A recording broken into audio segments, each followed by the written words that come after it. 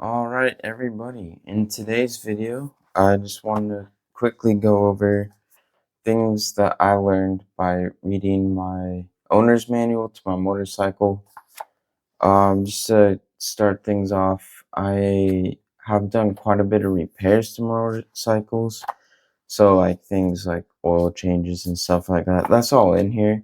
It shows and tells you how to do it, but I didn't learn how to do that by reading this, but it is in here. So, these are, I'm just going to give things off that I learned by reading this. But if you're less mechanically experienced than me, you'll obviously learn more by reading your owner's manual.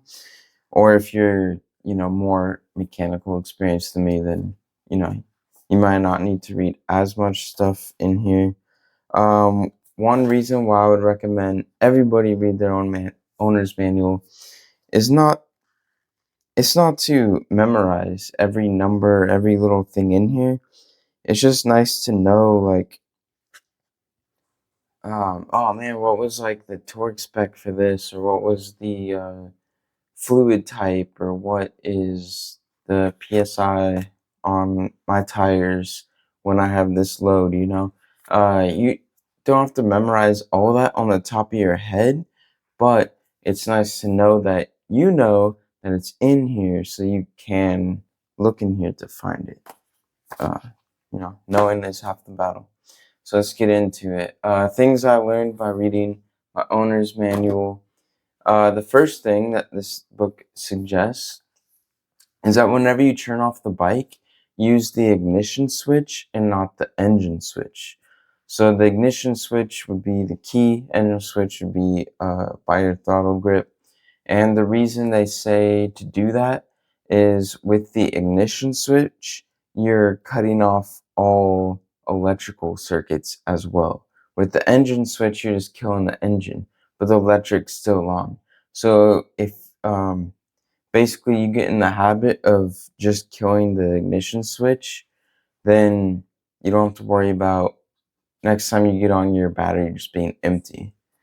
Um, so that's just a tip that I learned. It says don't let the engine idle longer than 5 minutes, or engine overheating and damage may occur. Of course, there's like depends on temperature where you live. It doesn't mean like 5 minutes right there and then your engine's gonna be damaged. But 5 minutes is a long time, and it depends. Here in Texas, when it's 80, 90, 100 degrees in the summer, yeah, you don't want to just sit in there uh, under all that heat, for over 5 minutes. Even though it is liquid cooled, the air does help get things going, cooling it off. I learned that new tires have a typical break-in period of 100 miles where they will be more slippery than normal. I did know that they would be slippery when they were new. I didn't know, they're guessing about 100 miles. So for the first 100 miles, I am being a little more cautious, but, something else I learned. So because the bike is new, I am having to break in the engine, and they talk about shifting and what speeds are recommended to not exceed while in what gear for the first 600 miles. I'll go ahead and show this on the screen.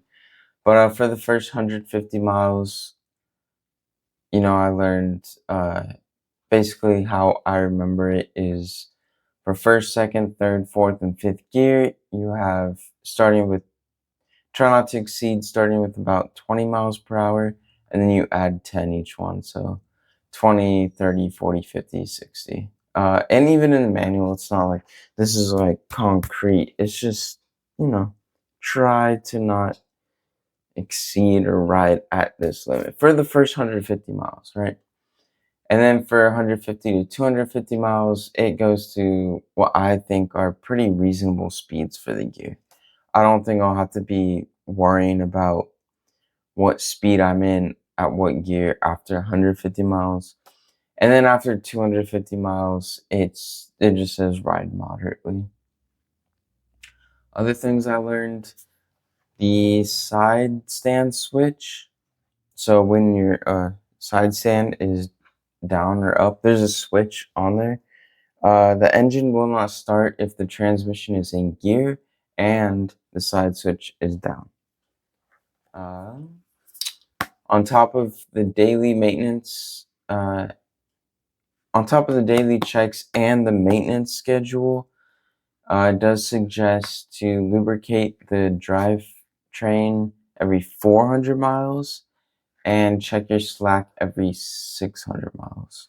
So I think that's the first thing we're going to do is lubricate the chain at the 400-mile mark, because the first time you change the oil is around 600 miles. So it really sounds like the first thing we'll be doing is lubricating, cleaning the chain at 400. It says to replace the oil drain bolt gasket every time. Of course, you don't have to do this. Popular to do on cars also. But if you're ever leaking oil around the drain plug, it does say to change the gasket every single time. It says, so I found this one interesting. Apply grease to the new O-ring on the oil filter cap each time. I found that interesting because I have seen a couple YouTube videos where they review the KLR 650 and they talk about it leaking from the seal of where you install the oil filter. So now I'm curious if they greased that for a really good seal. I wonder if they greased it and they still experienced a leak. I just found that interesting. I found in here it shows how to clean the spark arrestor and replacing the gasket. I'm not gonna lie, I didn't know what a spark arrestor was. I had to look it up. Basically, it helps. It can build up carbon, and if a spark ever comes out of like the exhaust, it's to prevent a spark or a fire. So if you're coming out of the exhaust, so if you're riding, and on a trail and there's dry wood or something, it's one of those things like, will it ever happen? But it can happen from my research. But yeah, just something I learned from reading it, what a spark arrestor was. I wanted to talk about how beautiful this manual is compared to car manuals, what I'm used to. uh, this book has shown a lot of torque specifications, and it has graphics detailing a lot how to do these routine maintenance services.